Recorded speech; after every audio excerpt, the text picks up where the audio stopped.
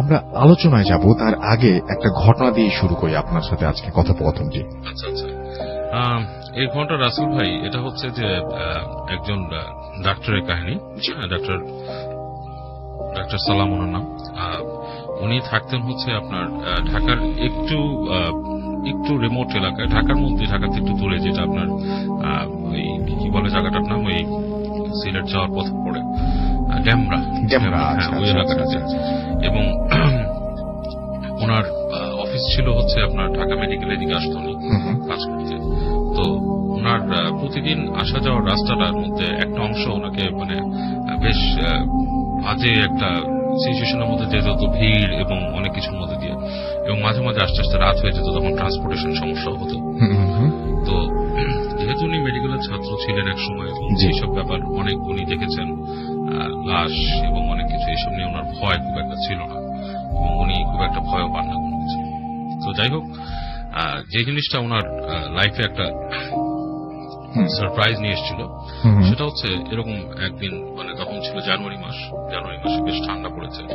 তো উনি ওনার মেডিকেল কলেজে উনি ডিউটি করছে, এবং অনেক রাত হয়ে যায় আর কি, ওনার ডিউটি শেষ করতে করতে রাত 2-2:30 বাজে।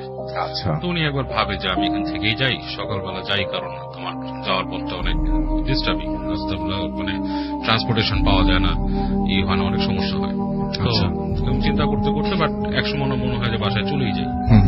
উনি রওনা দেন, এবং উনি খুঁজে খুঁজে কোনো মানে উনি চাচ্ছিলেন যে কোনো একটা যদি রিজার্ভ সিএনজি পান, সিএনজি করে মানে তখনকার বেবি ট্যাক্সি আর কি, বেবি ট্যাক্সি চলে যাবেন। বাট ওই সময় উনি রাতের বেলা কোনো কারণে বেবি ট্যাক্সি পান না।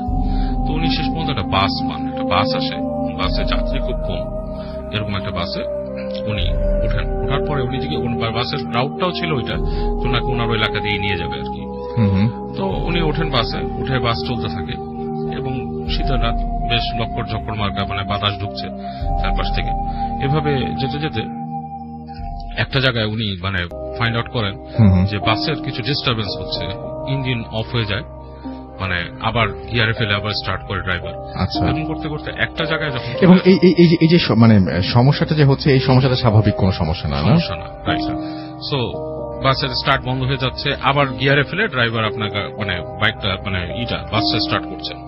তো বাস এক সময় এরকম করতে গেতে, দ্যাট ওয়াজ সামওয়্যার অ্যারাউন্ড মাথুয়াইল বা কোন একটা জায়গার নাম উনি বলছেন। ওই জায়গাটা পার হওয়ার পরে বাসটা ঝাঁকি খেতে খেতে থেমে যায়, হ্যাঁ, বাস ঝাঁকি খেতে থেমে যায়, এবং মানে ড্রাইভার এবং হেল্পার উনি মানে বেশ তটস্থ হয়ে যায় যে কি ব্যাপার, বাসটা এরকম থেমে গেল, এবং ব্রেক করে দাঁড়ায় যায় রাস্তার পাশে। এবং ওইটা একটা হাইওয়ে টাইপের রাস্তা, সেখান থেকে মাঝে মাঝে কিচিৎ পদাতিক বাস যাচ্ছে আরো। তো উনি সেগুলো আবার আপনার লং ডিস্টেন্সের বাস, মানে ঢাকার বাইরে যায় আর কি। তো উনি জিজ্ঞেস করেন যে কি হলো, বাস থেমে গেল কেন? উনি চিন্তায় পড়ে গেছেন, কারণ উনি জানে এই লং ডিস্টেন্সের বাস ওনাকে উঠাবে না ওখান থেকে, এবং রাস্তায় কোনো ট্রান্সপোর্টেশনও নেই, সুতরাং এই বাসটাই ওনার ভরসা যাওয়ার জন্য। তো উনি ড্রাইভার কে জিজ্ঞেস করে কি ব্যাপার, বাস এরকম থেমে গেছে কেন? আর পিছনে যে যাত্রী আছে তারা কিন্তু কোনো সাউন্ডই করছে না, চুপচাপ বসে আছে 2-4 জন। তো মানে আর কি তাদের চেহারা ঠিক মতো দেখা যাচ্ছে না, লাইট বন্ধ। উনি জিজ্ঞেস করে যে কি ব্যাপার, এরকম কেন? তো বাসওয়ালা বলে যে কি হয়েছে জানি না, আপনি বসেন, আপনারা আমি দেখি। বলে তা যায় বাস, যে ওনারা বাসের এটা ওইটা কল করতে নাড়তে থাকেই থাকে, এবং বারবার স্টার্ট দেওয়ার চেষ্টা করে, বাস স্টার্ট হয় না। তো এক পর্যায়ে ড্রাইভার বলে যে বাস যাবে না, কোন একটা সমস্যা হয়েছে ভিতরে ইঞ্জিনে, আপনারা নেমে যান। নেমে কোথাও তো বলে আমরা কোথায় যাবো, উনি বলতেছে, কিন্তু ওনার বিহাফ আরো যারা মানুষ আছে কারো কিন্তু কিছু বলছে না। উনি বলে যে আমি যাবো এত দূরে, আমি এখান থেকে কিভাবে যাবো, এখানে রাস্তা নাই, মানে গাড়ি ঘোড়া নাই, রাত্রেবেলা। বলে আমি কি করবো, বাস নষ্ট হয়ে গেছে, আমাদের তো আসলে কিছু করার নাই। তো উনি বাস থেকে খুব রেগে নেমে যান আর কি, এবং উনি দেখে যে ওই বাসের থেকে উনি হেঁটে হাঁটা ধরেন ওই পথে। উনি চিন্তা করেন যে আমার আজকে কপালে ভোগান্তি আছে, হাঁটা ছাড়া কোনো পদান্তর নাই। তো উনি হাঁটতে থাকেন, এবং উনি দেখে যে পিছন থেকে 2-1 যাত্রী নেমে হেঁটে ওনার দিকে 2-1 আসছে, কেউ ওদিকে মানে আবছা দেখা যাচ্ছে, আর শীতে একটু কুয়াশা পড়ে গেছে, ভালো মতো দেখাও যায় না। তো যাই হোক, উনি হাঁটতে থাকেন, হাঁটতে হাঁটতে বেশ অনেক দূর চলে আসেন উনি, শীতের রাতেও ঘেমে গেছেন, এবং ওই লং ডিস্টেন্সের লং রুটের বাস ছাড়া অন্য কিছু ওখানে নাই। তো হাঁটতে হাঁটতে হাঁটতে হাঁটতে উনি একটা জায়গায় যান, দেখে যে দূরে একটা ইসের মতো আর কি, আপনার চায়ের দোকান, আছে, কিন্তু ওখানে আলো নাই আর কি। কিন্তু মনে হচ্ছে মানে একজন রিক্সাওয়ালা রিক্সা রেখে চুবুথুবু হয়ে বসে আছেন। আচ্ছা। তো উনি ওখানে যান, যে ওই রিক্সাওয়ালাকে উনি জিজ্ঞেস করেন যে এই যে ভাই, মানে লোকটার গায়ের মধ্যেই দেওয়া, আপনার চাদরের মতো দেওয়া, এই যে ভাই আপনি যাবেন? বলে কোথায়? মানে লোকটা কোনো সাউন্ড করছিল, চুপ করে আসছে। তো লোকটা একটু পর বলে কোথায় যাবেন? উনি চেহারা দেখতেছে না, বলছে কোথায় যাবেন? তো বলে যে আমি সামনে এই দূরবন্ধ যাবো, এরকম এরকম রাস্তা, ওই ড্যামরার ওই কোনায়, যাবেন নাকি? ভাড়া নিয়ে চিন্তা করে না, ভাড়া দিয়ে দিব। তো লোকটা বললো উঠেন, আর কোনো কথা বলে নাই, তাকে বলছে উঠেন, রিক্সা উঠেন। তো উনি রিক্সা উঠছে। ওঠার পরে উনি রিক্সাটা চলা শুরু করছে এবং উনি রিক্সার মধ্যে বসে আছেন এবং রিক্সার উনি দেখতেছে যে ঠান্ডার মধ্যে রিক্সা চলতেছে এবং রিক্সার যে বাতাসটা উনি ফিল করতেছেন তো এমনি ঠান্ডায় ফিল করেন। উনি বুঝতে পারছেন বাতাসের গতিতে সামহাও রিক্সার স্পিড অনেক বেশি এবং ঝাঁকিটাও উনি ফিল করা শুরু করছেন। মানে বেশ লাইক একটা মানে স্লো ট্রান্সপোর্টেশন যদি বেশ জোরে যায়, রিক্সার তো ভিতরে কোনো সাসপেনশন নাই, বেশ ঝাঁকি খাচ্ছেন, খুব ঝাঁকি খাচ্ছেন। তো উনি ফাইন্ড আউট করলেন খুব স্পিডে চলতেছে রিক্সা। তো উনি তখন ওই লোককে বলেন যে এত জোরে চালাচ্ছে। লোকটা ওনার কথার কোনো উত্তরই দিচ্ছেন না, সে চালা যাচ্ছে। চালায় তখন উনি চিন্তা করলো লাস্টে যে আমার আসলে আমার ডেস্টিনেশনে পৌঁছানো দরকার, আমার তার সাথে ঝামেলা করে লাভ নাই। সেই তো এক সময় রিক্সাওয়ালা কি করলো, একটা জায়গায় গেল, সেই জায়গায় রাস্তার পাশে একটা রাস্তার মতো আছে ছোট এবং মাঠের মতো, আর ওই সামনে আছে আপনার কি ফ্যাক্টরি কি এরকম। রিক্সা করছে কি টার্নে ওখানে নেমে গেছে। তো উনি তখন রিক্সাওয়ালারা বলতে ভাই তুমি কোথায় নামতেছো? আমি সোজা ওনার তখন ভয় ঢুকছে যে ছিনতাইকারী, চোর ডাকাত এরকম কিছু কিনা। রিক্সাওয়ালা কোনো কথা না শুনে ট্রেনে ওদিকে নামাইছে।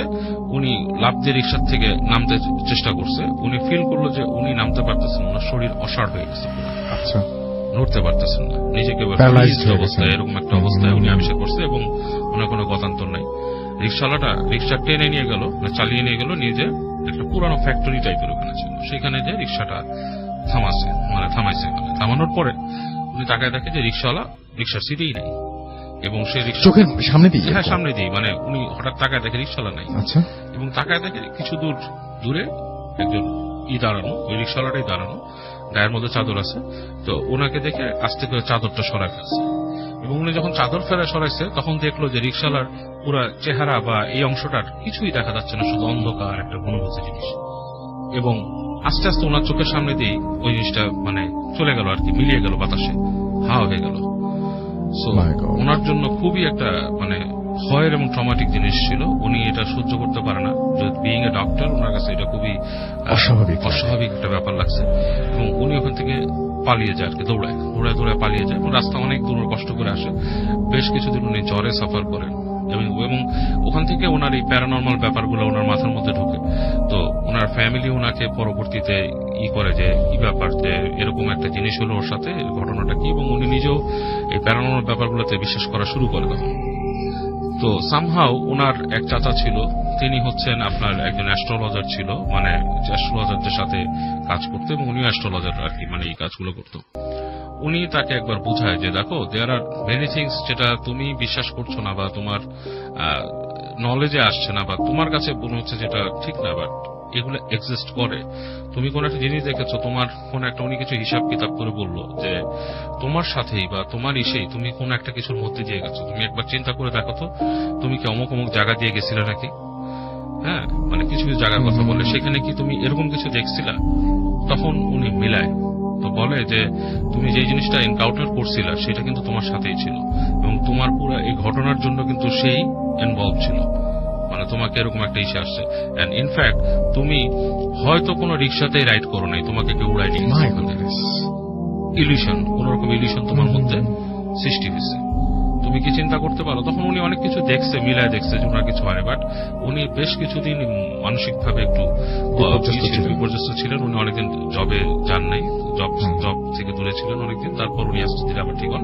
But now he believes in lot of things, সব প্রত্যেকটা জিনিস উনি বিশ্বাস করেন। এন্ড বিইং এ ডক্টর, মানে একজন ডাক্তার হবার পরেও তিনি যে সমস্ত ব্যাপারগুলো বিশ্বাস করছেন, তার মানে there must be some problem এবং মানে যেটা তিনি ফেস করেছেন সেটা এতটা হালকা কোনো কিছু না। এবং উনি এরপরও উনি বলেছেন যে আমাকে পরে আরো বলবেন যে উনি লাইফে আরো অনেক কিছু স্ট্রেঞ্জ ফিল করেছেন, যদি এরকম চাক্ষুষ এইভাবে দেখা না, বাট ওনার জীবনে আরো ফিল করার ব্যাপার ঘটেছে জীবনে, সেগুলো বলছে উনি পরবর্তী। এবং অনেক মানুষই কিন্তু এই ব্যাপারগুলো ঘটার পরে কেমন যেন অস্বাভাবিক আচরণ করেন এবং যে অস্বাভাবিকতাটা হয়তো আজীবন তিনি বয়ে বেড়ান। হ্যাঁ, বয়ে বেড়ান। অনেকে মেন্টালি এই যে একটা ট্রমা মানুষের হয়, অনেকে এই ট্রমাটাকে নিতে পারেন না।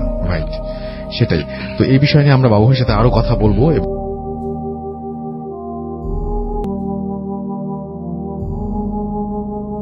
কাহিনীটা হচ্ছে উত্তম কুমার নামে। সে আপনার থাকে হচ্ছে ঢাকার বাইরে। জি। তার কাহিনী সে যখন নাকি ম্যাট্রিক পরীক্ষা দিয়েছে সে সময় আজ থেকে প্রায় 5-10 বছর আগের মতো। যাই হোক, তো উত্তম কামাররা থাকতে হচ্ছে বেশ গ্রামে আর কি। সেই গ্রামটা মোটামুটি আন্ডার ডেভেলপ ছিল।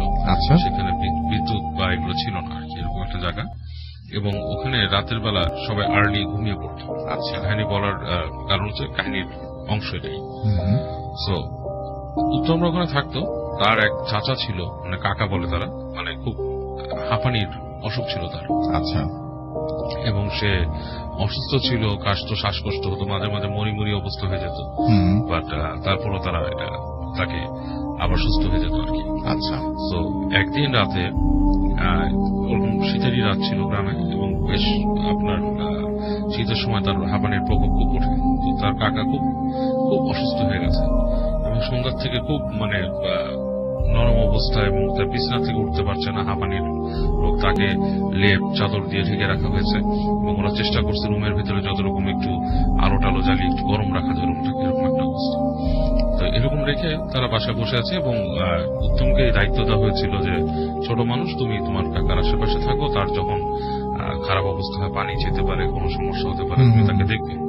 তো যাই হোক, এরকম একটা সময় তো ও কাকার পাশে বসে আছে, কিছু করার নেই, এবং ওখানে বিজলি বাতিও নেই।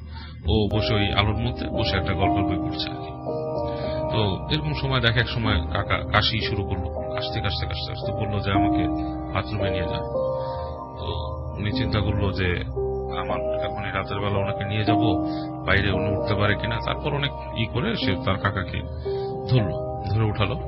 উঠে দেখে যে যখন সে তার কাকাকে নিয়ে যাচ্ছে, বেশ আপনার কাকা কাঁপছেন, থরথর করে কাঁপছেন এবং শ্বাস জোরে জোরে নিচ্ছেন, খুব খারাপ অবস্থা। তো উনি বলতেছে, কাকা ঠিক আছে, তোমার আর কিছু লাগবে, মালিশ করা লাগবে? বলে না, আমার বাথরুমে নিয়ে যাও। তো উনি কষ্ট করে উত্তম তার কাকাকে টেনে মানে অনেক কষ্ট হচ্ছে, নিয়ে বাথরুমের দিকে যাচ্ছে। তো বাথরুমে গেল, কাকাকে বাথরুমে ঢুকাই দিয়ে সে ভেতরে বাইরে এসে দাঁড়ায় আছে। তো ভেতরে মানে ওয়েট করতেছে কাকা কখন শব্দ দিবে, কি করবে তখন আর কি। তো বসে আছে, হঠাৎ সে শুনতে পাচ্ছে তাদের বাথরুম যেটা ছিল ঘরের পাশ থেকে একটা হাঁটার রাস্তা, ছোট, বেশ কিছু দূর দিয়ে আপনার বাথরুম। ওখানে বাথরুমগুলো ঘর থেকে একটু দূরেই রাখা হয়। আচ্ছা। যদিও তাদের নাকি খুব ভালো পাকা বাথরুম ছিল বাইরে। তো হঠাৎ করে শুনতেছে ওদের ঘরের এই সাইড থেকে, মানে যেখানে ওদের একটা রান্নাঘর আছে, সেখান থেকে একটা মানে হাসি শব্দ, খুব করে হাসতেছে, এবং বেশ বৃদ্ধ টাইপেরই গলা, একজন মানুষ হাসতেছে। হাসিটা কেমন টেনে টেনে হাসি।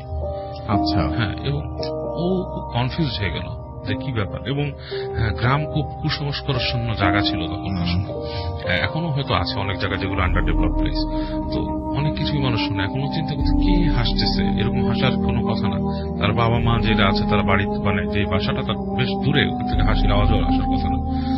এবং কাকা তো বাথরুমে, অসুস্থ মানুষ, সে হাসবে কেন, আর সে আসবে আরেকটা অপোজিট ডিরেকশন। তো খুব কনফিউজ হয়ে এবং ভয় পেয়েছে সে, এবং সে থরথর করে কাঁপছে, তার গায়ের মধ্যে শাল পরা। সে আস্তে আস্তে করে হাসির উৎসের দিকে যাচ্ছে, দেখে যে হাসির শব্দটা বাড়তেছে।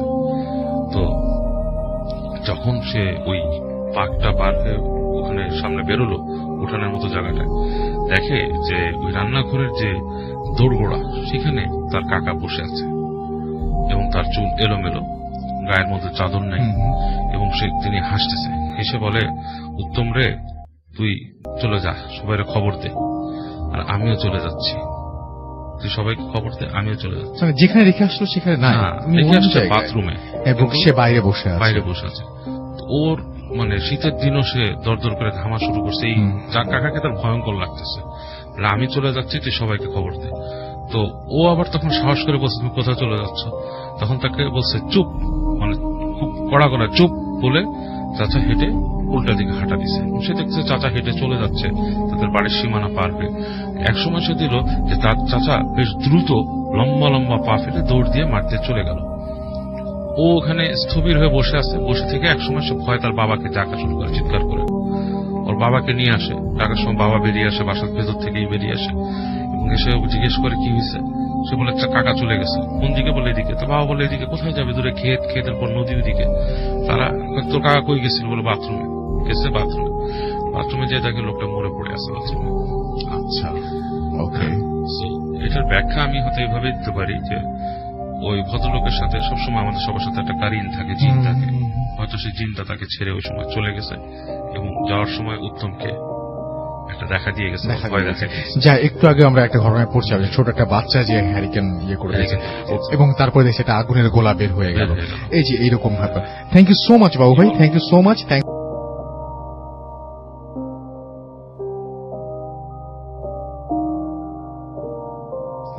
কেমন আছেন? ওয়ালাইকুম আসসালাম রাসেল ভাই। আসসালামু আলাইকুম অডিয়েন্স। সবাই ভালো আছেন আশা করি। রাসেল ভাই, এই কাহিনীটা শুরু করবো। এটা একটা গ্রামের কাহিনী। জি, শুরু করি রাসেল ভাই। এই কাহিনীটা হচ্ছে বিনয়ের কাহিনী। বিনয় ও ইউনিভার্সিটিতে পড়ে এখন, বাট যে কাহিনীটা তখন সে কলেজে পড়তো আর কি, সে সময়কার কাহিনী। আচ্ছা। তো বিনয় কিছুটা ডানপিটে টাইপের ছিল।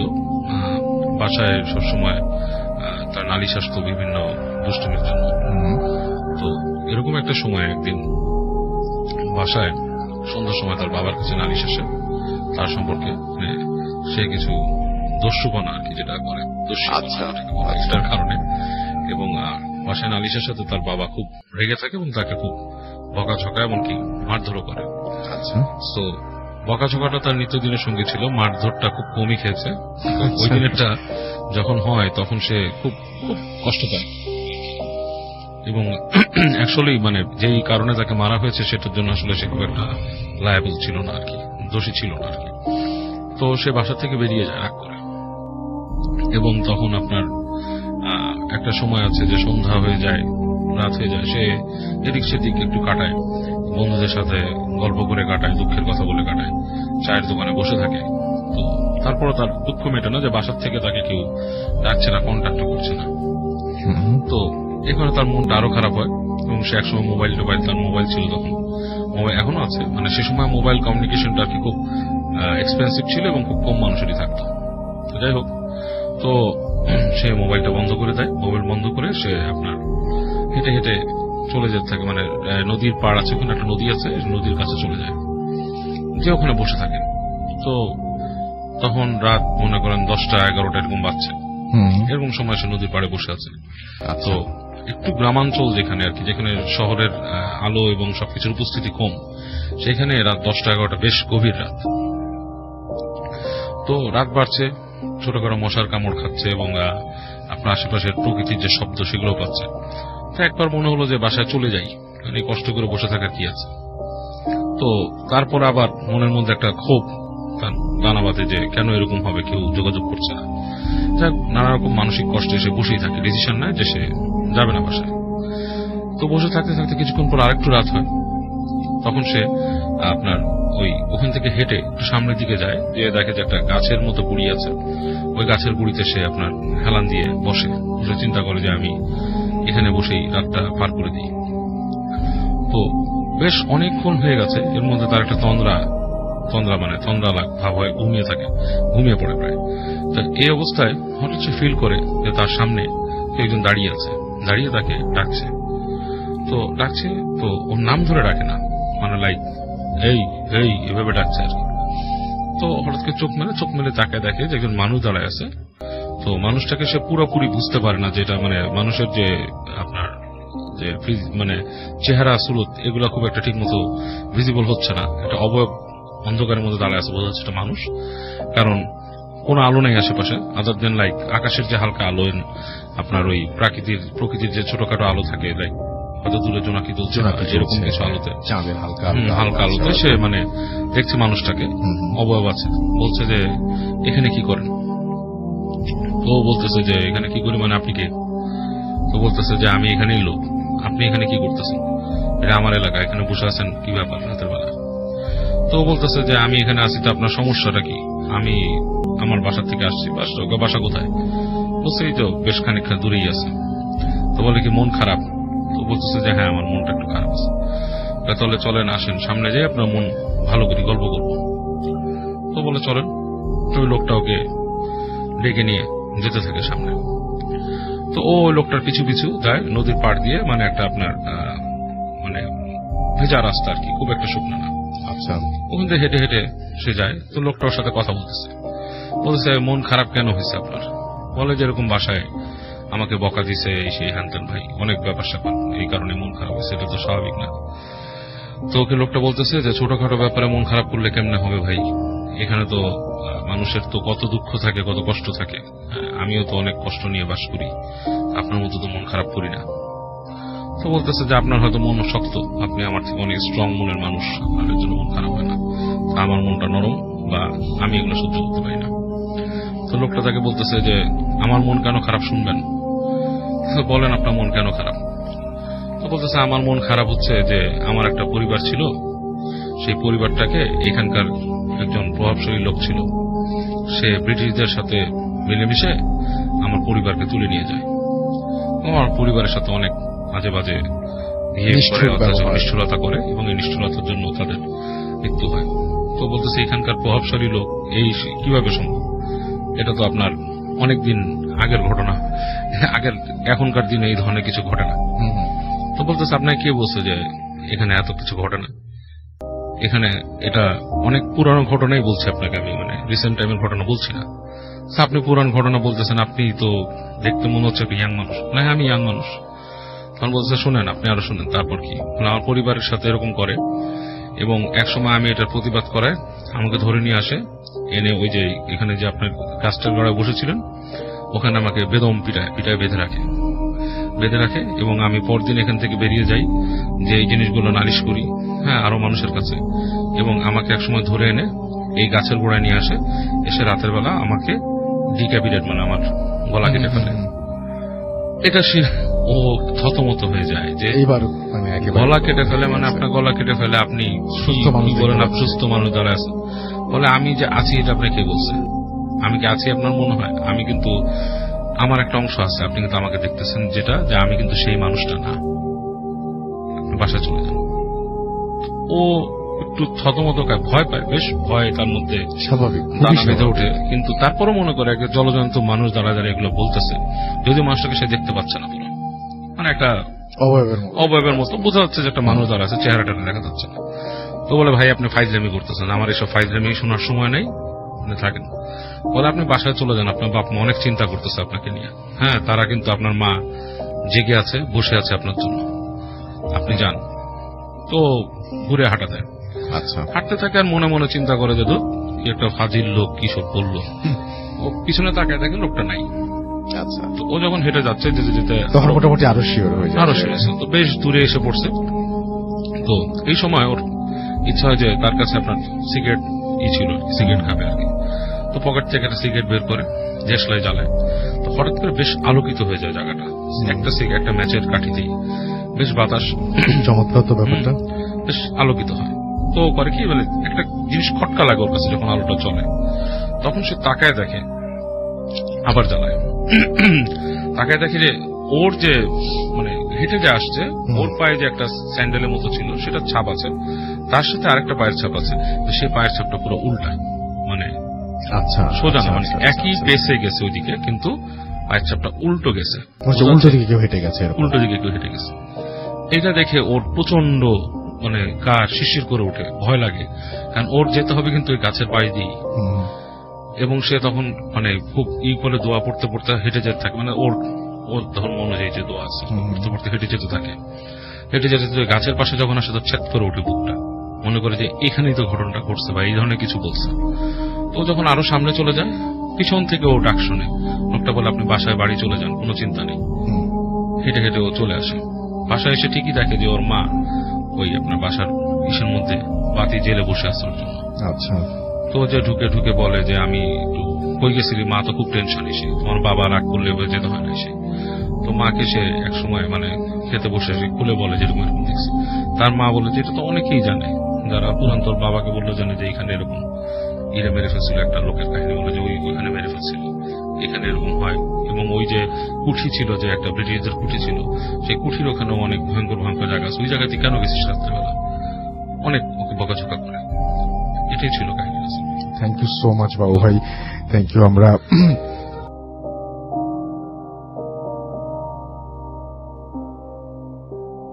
ফারনান এসছেন আমাদের এখানে এবং ফারনানের যে ঘটনাটা আছে সেই ঘটনাটা আমরা শুনে ফেলবো এবং আশা করছি যে এই ঘটনাটা আপনাদের আনন্দ দিতে পারবে।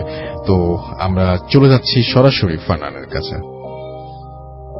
হ্যালো লিসনার্স, আমি ফারনান, পুরান ঢাকা থেকে এসেছি। আর আসলে আপনাকে অনেক ধন্যবাদ আমাকে আজকে ইনভাইট করার জন্য।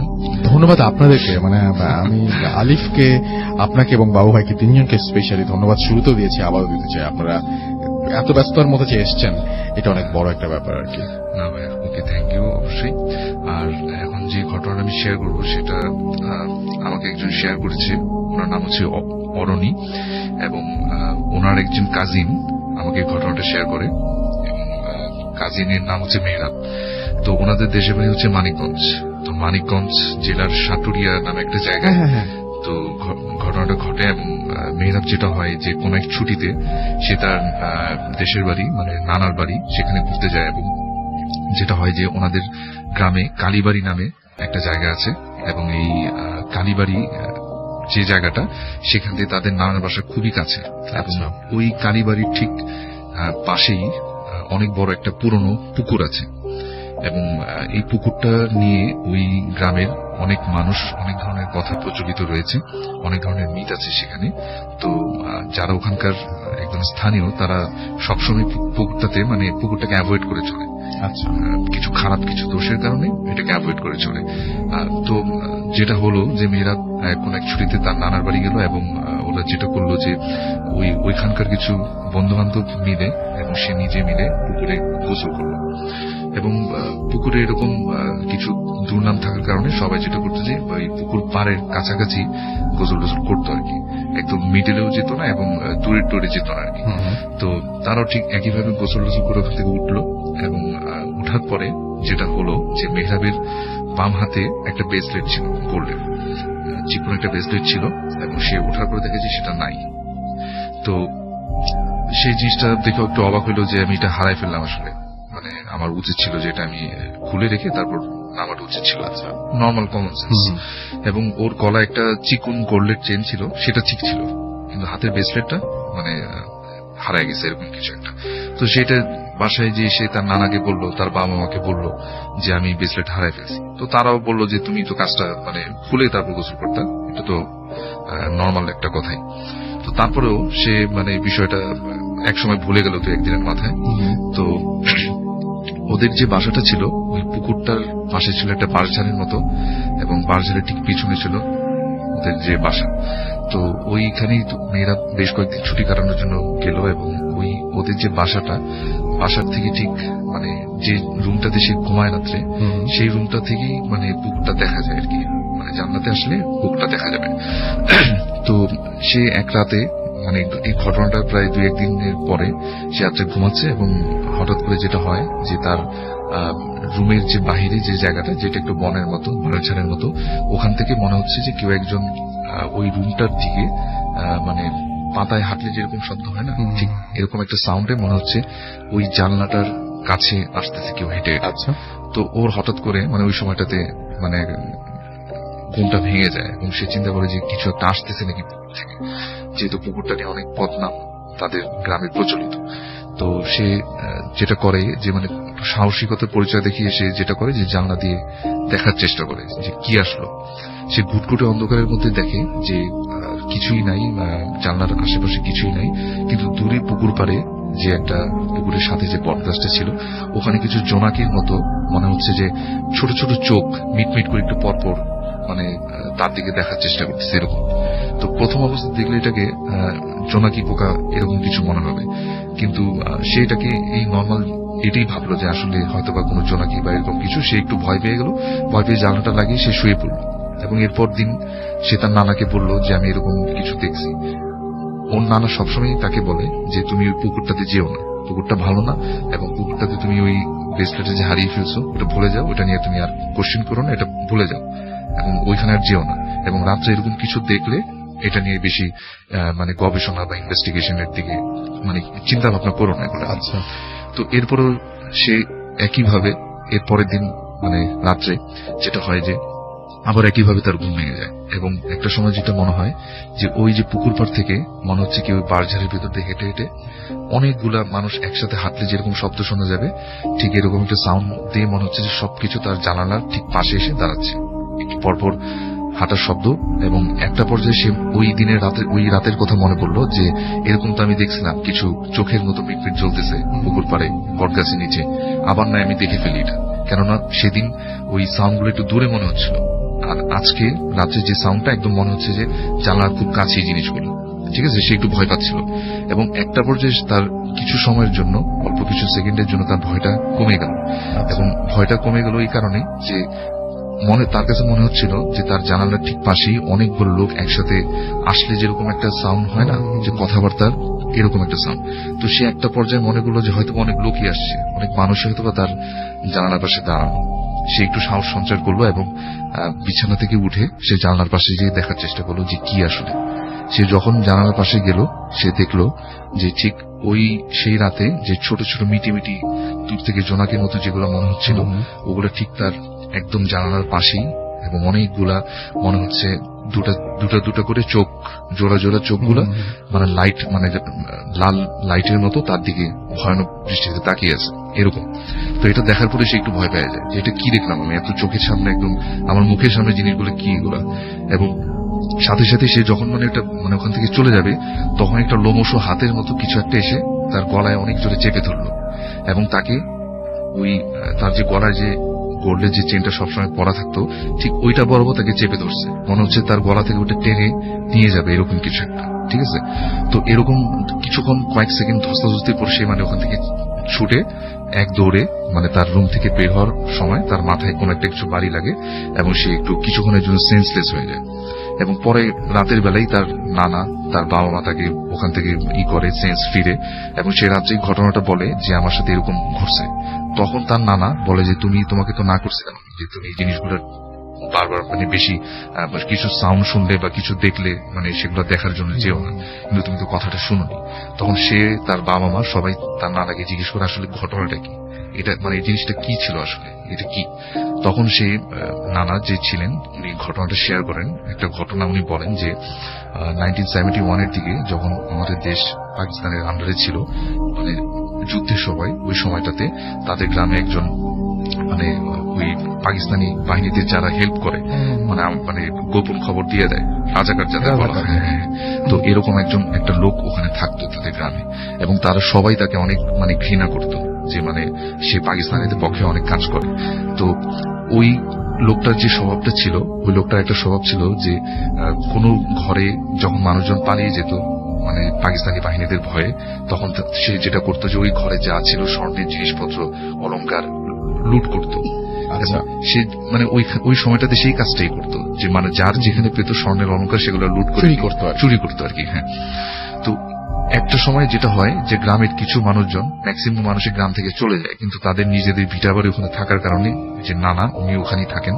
এবং ওই সময়টাতে গ্রামের কিছু মানুষজন যারা ছিলেন তারা ওনাকে মানে একটু বিশ্বাসযোগ্য মনে করে, এবং তাকে বলে যে আমাদের যা অলংকার টাকা পয়সা আপনি একটু রাখেন।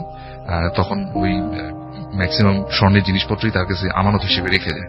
তো ওই নানার কাছে ওই লোকটার ভয়ে, যে রাজাকারটার ভয়ে, যে কখন আবার লুট করতে আসে বা নিয়ে চলে যায়, তো সে বলে যে ঠিক আছে আমি রাখবো। এবং সে যেটা করে যে একটা জায়গায় মাটি খুঁড়ে মানে অনেক গোপন ভাবে তার বাসার একটা জায়গায় জিনিসটাকে গোপন ভাবে লুকায় রাখে মানুষের আমানত করে।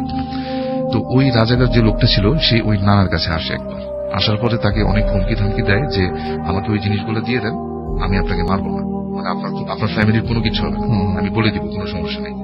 তখন সে ওই নানা যেটা করেন যে ওনার মানে ফ্যামিলির মায়া প্লাস ফ্যামিলিকে বাঁচানোর জন্য উনি যেটা একটা মিথ্যা কথার আশ্রয় নেন, সেই মিথ্যা কথাটা হচ্ছে এরকম যে উনি বলে দেয় যে আমি আসলে সবকিছু যা স্বর্ণের জিনিসপত্র ছিল সেটা আমি ওই পুকুরটার মধ্যে মানে একটা জায়গায় আমি রেখে দিচ্ছি, ঠিক আছে, পুকুরের নিচে আমি কোন একটা জায়গায় রেখে দিচ্ছি, এরকম একটা কথা বলে। তো ওই রাজাকার বলে যে আপনি এখন পুকুরে যে সাঁতার ওইটা নিয়ে আসেন, ঠিক আছে। তো উনি বলে যে আমি তো সাঁতার পারি না, আমার ছেলে সাঁতার পারে কিন্তু সে তো এখন বাসায় নাই। তো ওই রাজাকার লোকটা যেটা হয় যে সেটা লোকটা আর কি করতে পারে না, সে মানে যেটা হয় যে নিজেই পুকুরে ঝাঁপ দেয়।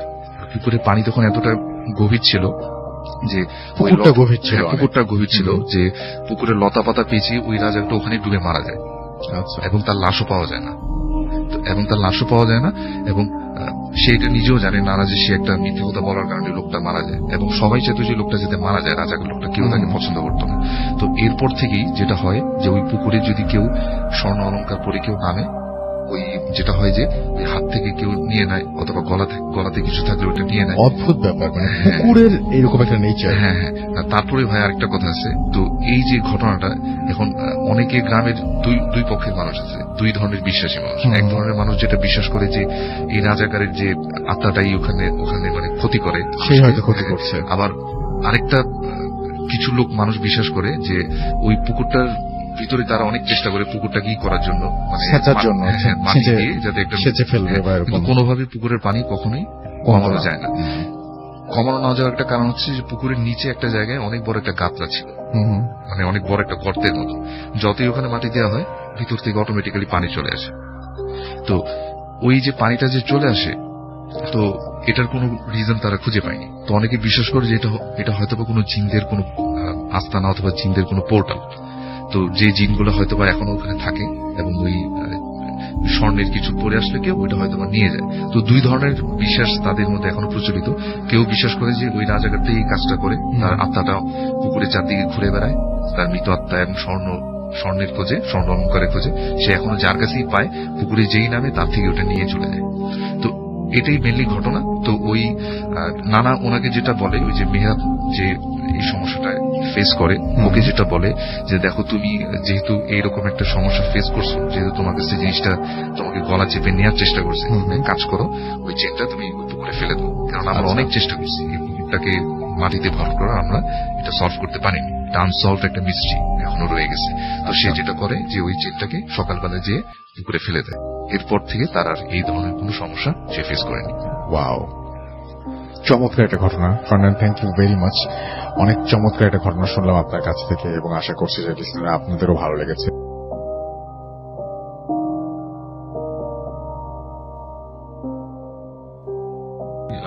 এই কাহিনীটা আমার সাথে শেয়ার করেছেন নিশি। ওরা ঢাকার একটা কলোনিতে থাকে, অ্যান্ড কলোনিটা হচ্ছে আপনার এমন একটা জায়গায় তার আশেপাশে বেশ কিছু পুরনো স্থাপনা আছে এবং একটি বড় কবরস্থান আছে। তো কাহিনীটা হচ্ছে এই কলোনিতে যখন ওরা মুভ করে আসে ফার্স্ট টাইম, তখন ওই পাশের যে কোয়ার্টারটা ওদের থাকতে দেওয়া হয়েছিল সেটা বেশ কিছুদিন মানে খালি অবস্থায় ছিল। যারা চলে গিয়েছিল তারা থাকার পরে নাকি আরেকটা ফ্যামিলি আসে এবং তারা ওখানে আপনার থাকতে পারে না আর কি, কিছু প্রবলেম ফেস করে এবং কোনো একটা কারণে সামথিং তারা কাউকে বলে না, বাট ওখান থেকে মুভ করে অন্য জায়গায় চলে যায়, তাদের অন্য জায়গায় দেওয়া হয়। তারপর অনেকদিন ভ্যাকেন্ট পড়েছিল এবং এটার এক্সকিউজেস ছিল যে ওইটার ফ্যাসিলিটিস গুলা ভালো ছিল না, অনেক পুরনো হয়ে গিয়েছে, অ্যান্ড নিডস রিনোভেশন, ভেতরে অনেক কিছু। সো এর জন্য অনেকদিন খালি পড়েছিল। যাই হোক, সো নিশির আম্মু গভর্নমেন্ট সার্ভেন্ট, তারা ওখানে আপনার মুভ করে ওঠে আর কি, ফ্ল্যাটে যায় তারা। ওদের জন্য ওটাকে ঠিক করে দেওয়া হয়েছিল অনেকটাই। তো ওই ফ্ল্যাটটার ইটা হচ্ছে এমন ঠিক কর্নারে পড়েছে রাসেল ভাই, ডান দিকে গেলে ওই কবরস্থানের অংশ দেখা যায়, আর সামনে হচ্ছে ডেড এন্ড। আচ্ছা, ডেড এন্ড এই পাশে, আর যাওয়ার কোনো জায়গা নেই। আর পাশের যে ফ্ল্যাটটা ওখানের সাথে দেখা যাচ্ছে এমন ভাবেই করা যে তাদের সাথে খুব একটা কানেক্টিভিটিও নেই। তো যেহেতু ওরা নতুন গিয়েছে, সে তখন মানে এসএসসি শেষ করে গিয়েছিল, বেশ একটা ফাঁকা সময় ছিল কলেজে যাওয়ার আগ পর্যন্ত। তো বেশ একা থাকতে হতো বাসায়, কারণ ওর বাবা মার মধ্যে বাবা ছিল না আর কি, আর মা জব করতো, তো বাসায় থাকতে হতো বিশেষ টাইমটাই। তো দেখতো যে ওখানে ওর একটা ইনকিউবাস সিচুয়েশন তৈরি হয়েছে, সবার সাথে ভালো মতন মেশার সুযোগ হতো না, এবং ওই অংশটা থেকে আসতো না, খেলতেও আসতো। আচ্ছা, সন্ধ্যার পর বেশ নীরব হয়ে যেত জায়গাটা, এবং মানে কেমন যেন একটা নিস্তব্ধতা বিরাজ করত, এবং কবরস্থানটার দিক তাকালে বেশ উদাসী একটা ভাব মনে হতো ওখানে দাঁড়ায়, এবং বেশ হুহু বাতাস চলত, একটা সময় বেশ খুব বাতাস চলত। তো যাই হোক, ওঠার পর কয়েকদিন পরের ঘটনা, একদিন দুপুরবেলা নিশি শুয়ে আছে ওখানে ওই বিষয়ের মধ্যে, বেশ ভর দুপুর। এই সময় মনে হচ্ছে যে ওদের ওই বাসার যে কিচেনটার মধ্যে শব্দ হচ্ছে, টুকটাক টুকটাক, মানে কেউ নাড়াচাড়া করছে কিছু। তো বলতেছে যে এরকম সময় কে আসবে এখানে, বাসার মধ্যে নাচার, বাসা তো খালি, কেউ নাই। তো সে উঠে দৌড় দিয়ে কিচেনে যায়, দেখে কোনো শব্দ নাই, মানে পুরা নীরব, নিথর, কোনো শব্দ নেই, এবং বাসার অন্য কোথাও কোনো শব্দ নেই। তো চলে এসে এখানে বসে। বিকালবেলা বাসার থেকে বাইরে যায়, বাইরে যে হেঁটে দেখার চিন্তা করে এখানে। তো ওখানে একটু হাঁটতে হাঁটতে সামনে যে অন্য বাসার মানুষ দেখে ওকে ওর বয়সী প্রায় একটা মেয়ে ডাকে, ডেকে বলে তোমরা এখানে নতুন আসছো? বলে হ্যাঁ। তো বলে যে তোমরা ওখানে থাকছো কিভাবে? মানে বললাম থাকছো মানে ওইটা তো অনেক মানে খুবই মানে ভয়ের একটা জায়গা মানে বলে ওই ফ্ল্যাটটাতে সবসময় প্রবলেম হয়। হ্যাঁ, মানে প্রবলেম হয় মানে অনেক মানুষ ভয় টয় পায়, অনেকদিন খালি পড়েছিল এবং আমরাও তো কেউ যাই না ওখানে, এবং ওই বাসায় এখানে আরেকটা ফ্যামিলি আসছিল, তারাও চলে গেছে। বলে কিরকম কি হয়? বলে অনেক কিছু হয়, তোমার এগুলো ভয় দেখাতে চাই না, তোমরা আসছো সাবধানে থেকেও, দোয়াটাও পড়ে থেকে এখানে। তো জিনিসটা তখন চিন্তা করে যে আমি যে দুপুরে শব্দ শুনছিলাম এটা কি আসলে এরকম কিছু রিলেটেড কিনা কে জানে।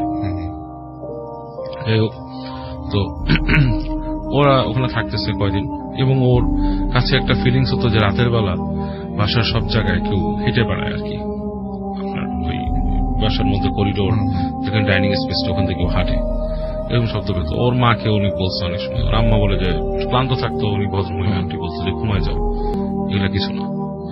তো যাই হোক, এরকম থাকতে থাকতে ও কয়েকদিন পর থেকে দেখা শুরু করে যে ওদের বাসার জানালার কাছে চিল এসে বসে থাকে। দুপুরের পর একটা চিল এসে দাঁড়ায়। চিলটা কিন্তু একটা আনইউজুয়াল পাখি রাসেল ভাই, মানে কবুতর বসা, কাক বসা, চিল বেশ বড়, এবং ও থেকে কিন্তু ভয় পাওয়া শুরু করে চিলটাকে দেখে, কারণ চিলটা এরকম চোখ মানে তাড়ি করে দাঁড়ায় থাকে এবং ওখান থেকে উড়ে যায়। এই চিলটাকে দেখে ভয় পাওয়া শুরু করে। তো একদিন রাতের বেলা শুয়ে আছে, ওর ওই জানালার মধ্যে মনে হচ্ছে যে কেউ ঠাস করে মানে জানা ঝাপটাচ্ছে, এরকম একটা শব্দ, এবং নখের আঁচড়ের মতো শব্দ। তো বেশ ভয় পেয়ে যায়। ও চিন্তা করে আম্মুকে ডাকবে কিনা, মানে ভয় পায়। আবার চিন্তা করে যেটা কি হচ্ছে। তো জানলার মধ্যে এরকম বাড়ি যায়, টোকা দেয়, দেখে শব্দ নাই। আবার কিছুক্ষণ পর এরকম হয়। তো একসময় সে কি করে, খুব অতিরিক্ত কিউরিয়াসিটি থেকে একটু করে জানলাটা খুলে কাটে। তো দেখে যে বাতাস কিছুটা আসছে এবং তারপর কোনো শব্দ নাই। এবং এরপরে যখন ও শোয়ার চেষ্টা করে, দেখে যে ওদের যে কলোনি যে দরজাটা আছে, মানে ওদের রুমের দরজাটার সামনে কোনটা মানুষের অবয়ব দাঁড়ায় আছে, এবং খুব ভয় পেয়ে ও মানে এক হিসাবে অসাড় হয়ে ঘুমিয়ে পড়ে আর কি।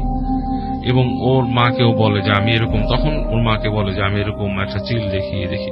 তো সামহাও ওর আম্মু এগুলা খুব একটা কেয়ার করতো না, মানে এটা রেখে উনি আমলেই আনেন নাই। অনেকে আছে এগুলো আমলে আনে, উনি আমলেই আনেন নাই। এরপর যেটা হওয়া শুরু করলো রাসেল ভাই, ওদের বাসার যে মূল দরজা, এটার মধ্যে একদিন রাতের বেলা ধপ ধপ করে মানে কিল মারল, নক করার মতো। এবং এটা যখন হলো ওর আম্মুও শুনছে, এবং ওর আম্মু উঠে যায় গেট খুলে যে ওর সাথে গেট খুলে দেয় কেউ নাই, পুরো সিঁড়ি ঘর নিস্তব্ধ, কোনো শব্দ নেই। এবং তখন ওর আম্মু একটু ভয় পায় যে এটা কি হচ্ছে, কে সেখান থেকে এরকম কিল মেরে গেল এসে। আর ওর আম্মু তখন বলে যে তুমি দোয়া টোয়া পড়ে ঘুমায়ও, মানে অ্যাকচুয়ালি উনি যিনি ছিলেন আন্টি, উনি খুব একটা মানে রিলিজিয়াস মাইন্ডেড না, ওকে তারপরে বলে দোয়া টোয়া পড়ে ঘুমায়ও। তো এরকম আরেকদিন ও বাসার মধ্যে বসে আছে, তখন মনে করেন যে সন্ধ্যা হয়েছে, ওই দিন আন্টি বাসায় নেই। তো ওরকম ওদের বাসার ওই গেটের মধ্যে ধুপ ধুপ করে শব্দ হয়েছে, এবং ধুপ ধুপ করে যখন শব্দ হয়েছে ওর কাছে মানে কেঁপে উঠছে, হঠাৎ করে কে এরকম করে কিল মারলো। বাসায় কেউ আসলে স্বভাবত নক করে বা কথা বলে বা একটা ডাকে, এরকম ওদের বাসায় খুব একটা আসেও না। মানে ওরা খুব আলাদা ভাবে বাসার মধ্যে থাকে, মানে খুব একটু আলাদা ইনকিউবাস টাইপের বাসা থাকে, কেউ ওদেরকে ডিস্টার্ব করে না, কিল মারতেছে বাসায়। ও সাহস করে যায় যে ও গেটটা খুলে। গেটটা যখন খুলে ঠিক ওই সময় ওদের যে সিঁড়িতে লাইটটা ছিল, ওইটা একটা বাল্ব, ওইটা একটা মানে বিদ্যুতের একটা স্টার্টিং করে কেটে যায়, লাইট নেই, হঠাৎ করে পুরো অন্ধকার হয়ে যায় জায়গাটা। এবং ও তখনই দেখে যে 2 তলার যে সিঁড়ি ঘরের যে ফাঁকা জায়গাটা আছে, ওই জায়গা থেকে মনে থপ করে কিছু একটা নামলো, কিছু একটা পড়লো সিঁড়ির মধ্যে। পড়েই দেখে যে একটা মানুষের অবয়ব, এরকম লম্বা, এবং তার ডানা আছে, something like has a wing, এরকম একটা পাখির মতো। এবং সে যে পা ফেলে 1 পা 2 পা আসলো, থপ থপ করে শব্দ হয়েছে।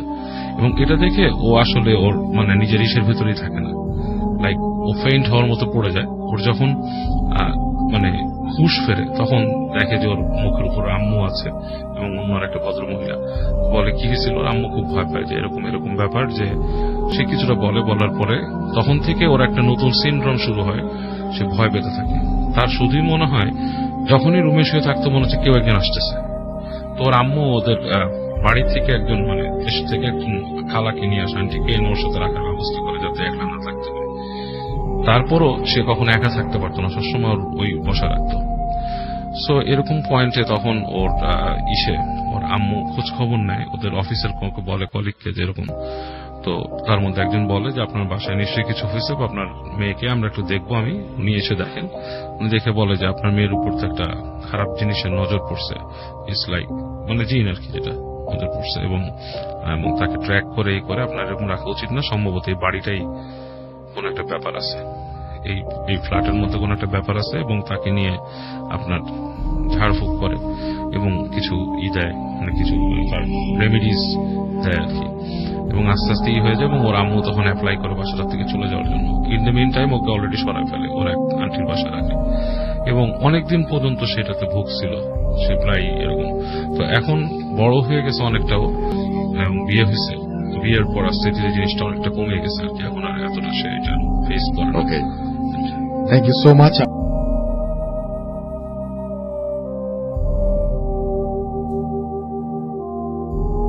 আপনি শোনাবেন আজকে স্টোরি কয়েকটা আছে, তো আমি শুরু করতে পারি। শুরু করি। হ্যাঁ, আচ্ছা, এটা হচ্ছে আজিমের কাহিনী।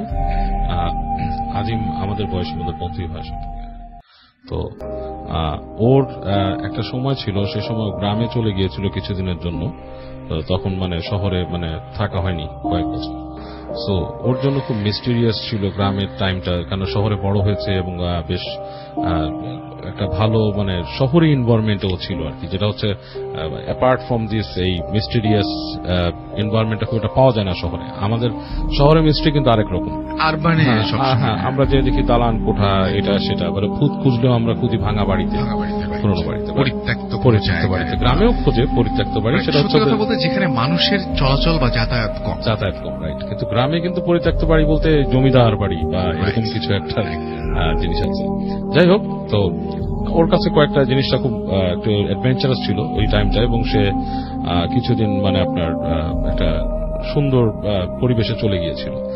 তো ওখানে যে ওর মধ্যে ইন্টারেস্টটা গ্রো করে এই ভৌতিক ব্যাপারগুলোতে, বিশেষ করে ওদের যে গ্রামটা ছিল সেটা ছিল আপনার একটু মানে সনাতন ধর্মাবলম্বীদের আপনার বেশ বাসস্থান বেশি সেখানে, এবং ওখানে বেশ প্রায় দেখা যেত যে পূজা হচ্ছে এবং নদীর ওই পারে গান টান হয় এরকম একটা জিনিস। এবং কিছু ছেলে পেলে সাথে পরিচয় হয়েছিল যারা আপনার কিছু ম্যাজিক করে, ব্ল্যাক ম্যাজিক টাইপের জিনিস। ব্ল্যাক ম্যাজিক টাইপের বলতে ব্ল্যাক ম্যাজিকই আর কি। গ্রামে ওই সময় ব্ল্যাক ম্যাজিক বলতো না বা কালো জাদুও বলতো না, ওরা জাস্ট বলতো যে জাদু করি, মন্ত্র পড়ে, এই ধরনের জিনিসপত্র। যাই হোক, ওর এসব ব্যাপারে কিছু ইন্টারেস্ট হয়েছিল। তো একদিন ওকে একটা পরিচিত ছেলের মধ্যে মার সাথে পরিচয় হয় ওখানে একজন পরিচিতর মাধ্যমে আর কি। তো সেই ছেলেটা হচ্ছে এই ধরনের তন্ত্র মন্ত্রের সাথে বেশ জড়িত আর কি, মানে এই ধরনের কার্যক্রম করে। এই ধরনের মানে মানুষের দেখা যাচ্ছে যে তাদের মধ্যে প্রচলিত জিনিস, পিঠা নষ্ট করে দেওয়া মানুষের, মানে মন্ত্র পড়ে পিঠা নষ্ট করে দেওয়া, এটা করে বিভিন্ন সাধনা। সো ওই ছেলের সাথে পরিচয় হওয়ার পর ওর কাছে কিছু ইন্টারেস্টিং জিনিস আসে। ও মানে ওই ছেলেটার নেচার, কথাবার্তা এবং আচার আচরণগুলো ওর কাছে খুব ইন্টারেস্টিং লাগে।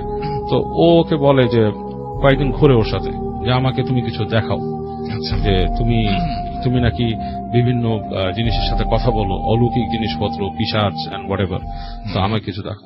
ও বলে যে দেখো, তুমি যদি এই সাধনা বা এই ধরনের না করে এগুলো দেখতে পাবা না। আর বিশেষ করে যে সাধারণ জীবন যারা যাপন করে তারা এগুলো পারে না, তাদের কিছু স্পেশাল সাধনার মধ্য দিয়ে যেতে হয়, আর তুমি এগুলা দেখতে চেও না। আচ্ছা, তো ও ওকে অনেক রিকোয়েস্ট করতেই থাকে এবং ঘোরাঘুরি করে, এবং সে বলে তুমি আমার সাথে ঘোরাঘুরি করে পারবা না, কারণ আমি অনেক সময় দেখা যাচ্ছে শ্মশানে বসে থাকি, অনেক সময় দেখা যাচ্ছে ওখানে ভাঙা মন্দির আছে, ওইখানে আমি যে সাধনা করি। তো এইসব সময় বলে আমিও তোমার সাথে থাকবো, বলে কেন আমি তোমাকে নিতে পারবো না, কারণ আমার নিষেধ আছে। আচ্ছা, তো যাক, এরকম বিভিন্ন রিকোয়েস্টের পরে একদিন ঘটনাক্রমে ও তার সেই বন্ধু আর সেই যে সাধক যে ছেলেটা, তিনজনে মিলে এক জায়গায় বসে গল্প করছিল। তো সেটা ছিল বেশ শ্মশানঘাট আছে, শ্মশানঘাটের পাশে নদী। এবং নদীর এই পাশ থেকে মানে আপনার শেষ হয়ে গেছে আর কি, সীমানাই শেষ, পুরোটাই নদীর পাশে। তো ওখানে বসে গল্প করতে করতে বিকাল হয়ে গেছে, এবং বিকাল হতে হতে একসময় সন্ধ্যা গড়ে গেছে। এবং তখন এই কথায় হঠাৎ করে ওই ছেলেটা, ওই যে ছেলেটা সাধক আর কি, সে বলে তোমরা চলে যাও এখান থেকে, আচ্ছা, তোমরা এখানে থেকো না, আমার এখানে I am doing something and আমার সময়টা এখন মানে আমার ধ্যান করার সময়, তোমরা এখন থেকো না। তো বলছে যে আমরা চলে যাব, তোমাকে বলছি অনেক দেখাইতে, বলে কি না এরকমই না, ইনফ্যাক্ট তোমরা এখনই চলে যাও পারলে, ইনফ্যাক্ট মানে ওদের ভাষায় বলছে, আর ওর যে লোকাল ভাষা, যে সত্যি কথা তুমি এখনই চলে যাও, তোমাদের এখন থাকার টাইম নাই। তো ওরা অনেক রিকোয়েস্ট করে ওরা বলে যে না থাকা যাবে না, চলে যাও। তো ওরা দুই বন্ধু চলে আসতে থাকে ওখান থেকে, এবং চলে আসতে আসতে কিছু দূর আসার পর ওই যে আজিমের মাথায় একটা বুদ্ধি আসে, সে বলে যে ও কি করে, ও আমাদেরকে কেন সরাই দিবে এখান থেকে, তা আমরা একটু দেখি, কৌতূহলী। তো বলে কিভাবে দেখবো, বলে না থাকা উচিত না, এমনি অন্ধকার হয়ে গেছে এই জায়গাতে, এমনি অন্ধকার, হুড়গুড়টি অন্ধকার নেমে আসতেছে, নাই চলে যাই। না তুই যাইস না, বলে দাঁড়ায় আমরা দেখি ও কি করে। তো এই কিউরিয়াসিটির থেকেই ওরা একটা গাছের নিচে, পাশে ঝোপঝাড় আছে, ওখানে যে বসে আড্ডা মারতে থাকে, বলে যে একটু পর আমরা আরেকটু অন্ধকার হয়ে যাবে যখন, তখন হেঁটে ওর কাছে গিয়ে দেখবো কি করে এখানে। তো বলে ঠিক আছে। তো তখন সময়টা কিন্তু রাসেল ভাই গরম না, মানে আপনার শীতকাল, শীত পড়া শুরু হয়েছে আর কি, হালকা হালকা ঠান্ডা আছে, তো মানুষের ঠান্ডা লাগে এরকম একটা সময়। তো ওরা বসে থাকতে এক সময় দেখা যাচ্ছে মশার কামড় খাচ্ছে, এরকম অবস্থা। তো বেশ অন্ধকার যখন হয়ে আসছে, বলছে চল আমরা যাই ওইদিকে হেঁটে। আচ্ছা। তো সাথের ফ্রেন্ডটা ওর সাথে যেতে চায় না, বলে যে না আমি যাবো না, তুই যা। তো ও নিজেই বলে যে তুই তাহলে থাক, তোর যেহেতু এত সাহস নেই, আমি হেঁটে যাই।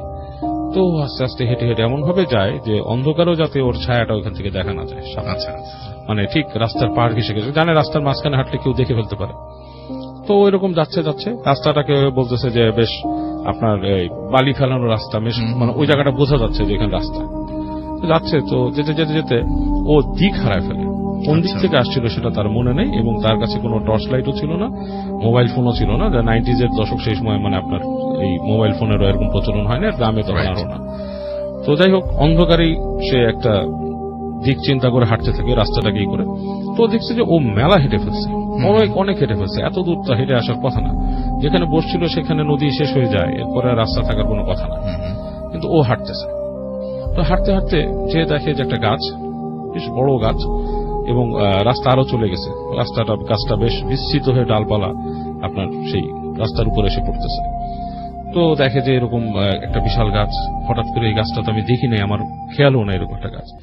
তো গাছটা কাছাকাছি যখন যায়, সে ফাইন্ড আউট করে যে এটা একটা আম গাছ, অন্ধকারও সে বুঝতে পারে যে এটা আম গাছ, এবং কিছু ডালপালা নিচে চলে আসছে, সেখানে বড় আম ঝুলে আছে, মানে বোঝা যাচ্ছে যেরকম বড় বড় ফল, এবং সে বুঝতে পারে এগুলো আম ঝুলে আছে। এবং একটু পরে ও শব্দ পায় এখানে হাসতেছে, বাচ্চাদের হাসির শব্দ, এরা মানে হাসাহাসি করতেছে। তারপর ফিল করে যে টুকটাক ইট উড়ে আসতেছে, ওখানে ছোট ছোট মাটির ঠেলা বা ইট এদিক ওদিক পড়তেছে, শাট করে এদিক ওদিক পড়তেছে। তো চিন্তা করে ঘটনা কি, বাচ্চারা এখানে মানে ইট মারতেছে, কি ব্যাপার। একটু পর তাকায় দেখে অন্ধকারের মধ্যে কিছু ছায়ামূর্তি দেখা যাচ্ছে, ছোট ছোট বাচ্চা হবে 5-7 জন, তারা ওইদিকে ইট মারতেছে, কিছু একটা ছুড়ে মারতেছে। তো ও শব্দ করে, এই কে তোমরা এখানে, কি ব্যাপার এসে? কেউ কোনো মানে আপনার দেয় না, রিপ্লাই দেয় না, ওর কোনো রিপ্লাই নেই, কিচ্ছু নেই, ওরা ওদের মতো করতে আছে। তো ও এক পর্যায়ে হাত দিয়ে ছুঁয়ে দেখার চেষ্টা করে যেটা আসলে ফল নাকি। তো দেখে হ্যাঁ, মানে পুরো হাতটা পড়ছে একটা ফলের মতো। তো সেই টান দিয়ে ছিঁড়ে ফেলে, মানে এটাকে হাত দিয়ে বুঝতে পারতেছে যেটা একটা আম, একটা হাত মুঠো করে বেশ একটু বড় সাইজের আম, এবং ওর গায়ের লোমগুলো দাঁড়ায় যায়। তখন এই যে বাচ্চাগুলো যে দেখতেছে, ও আমটা নিয়ে সামনে যায়, বাচ্চাগুলো কিন্তু ক্রমেই মানে ওর সাথে ডিস্টেন্সটা ওরকম মেইনটেইন হয়ে যাচ্ছে, মানে ও ওদের কাছাকাছি যাচ্ছে না, এবং ও বুঝতে পারে যে এগুলো আসলে কোনো মানে মানুষের শিশু না বা কিছু না, মানে কোনো বাচ্চা না, এটা সামথিং এলস, এরকম একটা জায়গায় এরকম আসার কথা না। তো যাই হোক, ও মনে করে যে পিছন দিকে চলে যাবে কিনা, এরকম ভাবতে থাকে, ভয় পায়। আরো কিছু দূর যখন হাঁটে, তখন হাঁটতে যে সামনে যায়, দেখে গাছটা পিছে পড়ে গেছে, কিন্তু বাচ্চাদের কোনো আপনার নিশানা নেই, কোনো বাচ্চা টাচ্চা কিছু নেই। এবং আবার যখন ফিরে তাকায়, তখন দেখে পিছনে গাছটাও নেই, আবার সেই রাস্তার মধ্যেই দেখা যাচ্ছে, এবং অন্ধকার আবছা, মানে ওই জায়গায় যে একটা ঘনীভূত অন্ধকার থাকবে সেরকম নাই। তো এই পর্যায়ে ও কিছুটা মানে আপনার ভয় পেয়ে ও আবার হেঁটে ব্যাক করার চেষ্টা করে। তো ব্যাক করে যখন আসতেছে, কিছু দূর আসার পর ফাইন্ড আউট করে যে ওর পাটা পানির ভেতরে, ও ইটস লাইক মানে আপনার এই পায়ের যে গোড়ালি আছে তার থেকে পানির মধ্যে দিয়ে হাঁটতেছে, এবং একটু পর ফাইন্ড আউট করে পানিটা আরো বাড়তেছে। তখন ও চিন্তা করে আমি কোথায়, তাকায় দেখে যে চারপাশে মনে হচ্ছে পানি, অন্ধকারের মধ্যে বুঝতেছে পানি, শো শব্দ করতেছে এরকম অবস্থা, এবং ওর পাশ থেকে পানিটা আরো বেড়ে আসতেছে, মানে ওর হাইটও বেড়ে যাচ্ছে পানির, এবং ওই যখন নাকি পানিটা ওর বুক ক্রস করে ফেলে সে তখন চিৎকার করা শুরু করে ওখানে, এবং চিৎকার চেঁচামেচিতে ও দেখে যে একটা পাড়, মানে একটা জায়গা, উঁচু জায়গা, ঢিবির মতো, সেখান থেকে কিছু একটা পেঁচায় নামলো। ইটস লাইক এ সাপের টাইপের হবে, বড়, মানে বেশ মোটা টাইপের সাপ টাইপের কিছু একটা অবয়ব এরকম পেঁচায় নামলো পানিতে, এবং এরপরও ফিল করে সাপ যদি পেঁচায় ধরে কাউকে, লাইক সাপ কয়েল করে ফেলে সেরকম কিছু, এবং ও তখন ভাবে যে ও মারা যাচ্ছে, মনের অজান্তেই সে ধোয়াটা এগুলো পড়ে, এবং তখন সে সেন্সলেস হয়ে যায় সময়। এবং ওর মনে আছে যে ওর সেন্সটা যখন ফিরতেছে তখন কিছু একটা ছেড়ে চলে গেল, সাপ যখন ছেড়ে চলে যায় সেরকম একটাই, এবং ওর মুখের উপরে কিছু পেঁচিয়েছিল, এবং ওর মুখের উপরে কেউ একজন ঝুঁকে আছে, একটা ছায়ামূর্তি ঝুঁকে আছে, তার চুল টুল এলোমেলো, এবং সে কথা বলতেছে, এই অমুক উঠো উঠো উঠো, নাম ধরে ডাকতেছে। তখন সে উঠে তাকায়, ও ফিল করে যে ও একটা নদীর পাড় টাইপের জায়গায় শুয়ে আছে, এবং মাথার উপর যে শুয়ে আছে কণ্ঠ চিনতে পারছে যে ওই যে সাধক ছেলেটা সে ওখানে শুয়ে আছে। সে বলে, তোমাদেরকে বলছিলাম এখান থেকে চলে যেতে, তোমরা যাওনি, তোমরা এই জায়গায় বসেছিলা, লুকায় আসছো, তুমি কি জানো তুমি কোথায় গেছিলে? তুমি তো নদীতে ডুবে মরে যেতা, তোমাকে আমি উঠে আনার ব্যবস্থা করছি, তুমি এখন থেকে চলে যাও, এখানে আসবা না। এই নদীর অনেক ইতিহাস আছে, এই জায়গাটা ভাঙন ঘটছে, অনেক নদী ভেঙে গেছে, তুমি কিন্তু অন্য জায়গায় চলে গেছিলা, অন্য একটা ডিমেনশনে, বা অন্য একটা, মানে ওদের ভাষায় যে অন্য একটা জগতে চলে গেছিলা, সেখান থেকে তুমি ফিরে আসছো, তুমি বাসায় চলে যাও, এরকম কোনো কিছু আর তুমি চেষ্টা করবা না কারো কিছু দেখার, আমি যখন বলি সেখানেও আসবা না, খুব খারাপ জিনিস। আর এখন যে বাসায় যাবা, পিছন থেকে যদি কেউ ডাকে তুমি শুনবা না। তখন সে উঠে তার বুক কাঁপতেছিল, সে হেঁটে আসতেছে, এবং ও ফিল করে যে পিছনে ওরকম কোলাহল, মানে কেউ কোনো মানুষজন কথা বলতেছে, এই করতেছে, মানে কিছু ফিল করে। এক সময় এসে যখন নাকি ও এক জায়গায় আসে, যে জায়গায় ওর ফ্রেন্ড রেখে গেছিল, দেখো ফ্রেন্ডও নেই, আস্তে ধীরে সে ব্যাক করে চলে আসে। বাসা আসার পর অনেক জ্বর আসে এবং অসুস্থ থাকে, অনেকদিন সুস্থ হয়, এবং ওই বন্ধুও পরে বলে যে সাথে যে বসেছিল সে চলে গেছিল ভয়ে, ও যখন চলে আসছে চলে গেছিল। সো ওর কাছে এটা একটা মিস্ট্রি তখনও, যে এটা কেমনে সম্ভব, কিভাবে করে সে গেল, কোথায় পানিতে ডুবে গেল, এবং অ্যাকচুয়ালি সে নদীর মধ্যেই হাঁটছিল সামহাও, বা এরকম একটা জগতে চলে গেছিল যেখানে আসলেই হয়তো একটা গ্রাম বা কিছু ছিল সেখানে। বাট মজার জিনিস রাসেল ভাই, ও যে আমটা নিছিল সেটা কিন্তু ওর হাতে ধরা ছিল বাড়ি আসা পর্যন্ত, সাবকনশিয়াস মাইন্ডে বা যেভাবে হোক আমটা ধরে রাখছিল, এবং আমটা ছিল ওর কাছে, এবং এই আমটা নাকি অনেকদিন পর্যন্ত ঠিক ছিল, এরপর পচেনি, না এই আমটা ছিল, এটাই ছিল।